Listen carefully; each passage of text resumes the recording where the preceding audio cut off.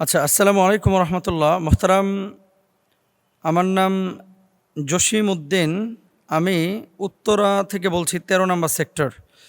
আমার প্রশ্নটা হলো, বাংলাদেশে রাজনীতি করতে গিয়ে অনেক সময় বিশ্ববিদ্যালয়ে, কলেজে অনেকভাবে অনেকে ট্রিট করে। সম্প্রতি আপনারা দেখেছেন যে একটা দলের ছাত্র সংগঠনকে গুপ্ত বলে অভিহিত করা হচ্ছে এবং তাদেরকে খেপানো হচ্ছে। উল্টা তারা আবার রিয়্যাক্ট করতেছে, বিভিন্নভাবে গালমন্দ করছে। আমার প্রশ্নের যে জায়গাটা, শিক্ষাঙ্গনে রাজনীতি এটা কতটুকু উচিত, এ ব্যাপারে শরিয়ার বক্তব্য কী, এবং প্রতিপক্ষকে গুপ্ত, সান্ডা অথবা কুকুর বিড়ালের সাথে তুলনা করে গালমন্দ করা, সে যে কোনো দলেরই হোক না কেন, এ ব্যাপারে ইসলামী শরিয়ার ভাষ্য কী এবং বক্তব্য কী? আপনারা আলেম উলামা হিসাবে কেন সচেতন করেন না? ভেরি ইম্পর্ট্যান্ট একটা বিষয়। দেখেন,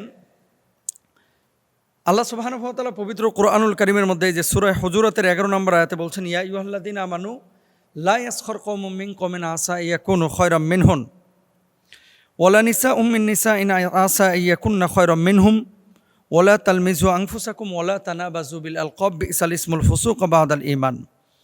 মূল যে কথাটা, মূল যে পয়েন্টটা, সেটা হলো রাজনীতি বলেন, রাজনীতির বাইরে বলেন, পারিবারিক সামাজিক যে কোনো ক্ষেত্রেই প্রতিপক্ষ কাউকে এমনভাবে আঘাত করা বা এমনভাবে গালমন্দ করা, এমনভাবে ট্রিট করা যার কারণে সে আঘাতপ্রাপ্ত হয় বা যার কারণে সে রাগান্বিত হয়।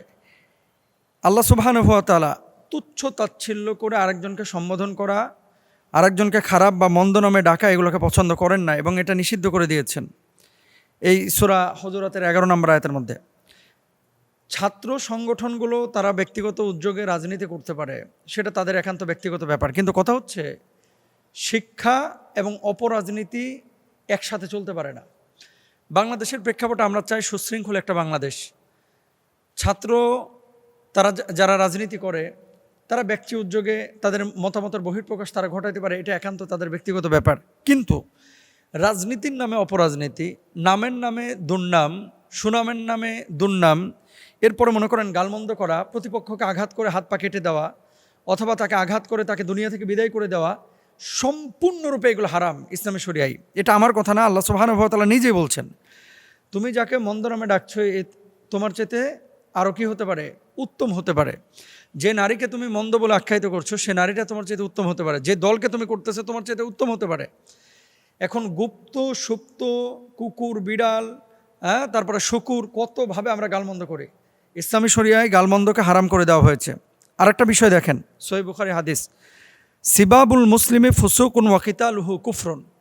একজন মুসলমানকে গালমন্দ করা, এটা হচ্ছে ফিস্ক, এটা বড় গুনাহ, কবিরা গুনাহ। আর একজন মানুষকে হত্যা করা, এটা হচ্ছে কুফরি। আমরা দেখেছি বিশ্ববিদ্যালয়গুলোতে, অতীতের সময়গুলোতে, রাজশাহী বিশ্ববিদ্যালয়, চিটাগং বিশ্ববিদ্যালয়, এই যে শিবিরের সাথে অন্য ছাত্রদল, ছাত্রলীগ, কত মারামারি হয়েছে এবং এখানে কিন্তু অনেক ছাত্রকে দুনিয়া থেকে বিদায় করে দেওয়া হয়েছে।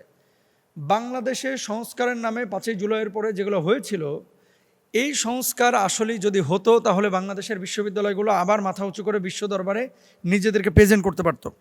আপনি হার্ভার্ডে যান, আপনি ক্যামব্রিজে যান, আপনি অক্সফোর্ডে যান, সারা পৃথিবীর উন্নত দেশগুলোতে কোনো বিশ্ববিদ্যালয়ে কি এভাবে নোংরা রাজনীতি চলে?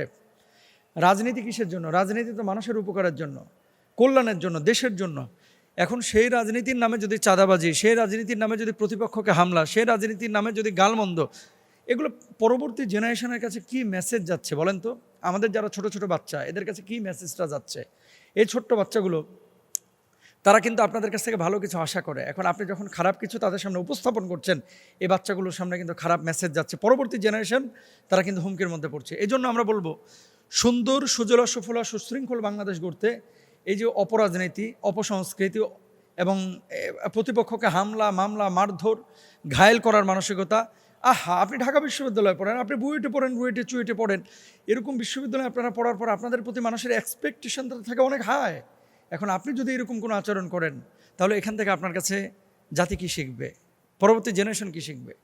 এই জন্য প্রতিপক্ষকে, সেটা পারিবারিক, সামাজিক, রাজনৈতিক জীবন হোক, যেখানেই হোক, এভাবে গালমন্দ করা, তুচ্ছ তাচ্ছিল্য করা।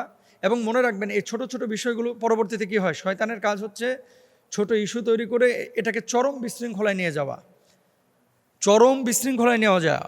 এখন কথা বললে অনেক দীর্ঘ হবে, কয় বাড়ির মালিক এক জায়গায় একটা গুড় রাখছিল, ওই গুড়ে পিঁপড়া ধরেছে। এরপর এখান থেকে আপনার বিড়াল এসেছে, তারপরে কুকুর এসেছে, কুকুর আসার পরে কুকুরের মালিক এসে এরপরে পুরো পরিবার এবং সমাজের মধ্যে বিশৃঙ্খলা তৈরি হয়ে গেছে। মনে রাখবেন, মান আহিয়াহা ফাকান্নামা আহইয়ান নাসা জামিয়া। একজন মানুষকে কেউ যদি জীবন রক্ষা করলো, সে যেন গোটা মানব জাতির জীবন রক্ষা করলো। একজন মানুষকে কেউ হত্যা করলো অথবা আঘাত করলো, যেন গোটা মানুষকে, মানব সভ্যতাকে সে হত্যা করলো। এই জন্য এই গুপ্ত সুপ্ত, তারপরে সান্ডা মান্ডা কতভাবে আপনারা গালমন্দ করেন, এই গাল মন্দ করা যাবে না। এগুলো শরীয়তে সম্পূর্ণ নিষিদ্ধ। সুশৃঙ্খল এবং সুস্থ রাজনীতি আমরা বাংলাদেশ চাই। বাংলাদেশটাকে আল্লাহ তাআলা কবুল করুন এবং এদেশের সমস্ত অপশক্তি, সমস্ত বিশৃঙ্খলাকে আল্লাহ তাআলা নিজ হাতে কুদরত দ্বারা হেফাজত করুন। আমিন।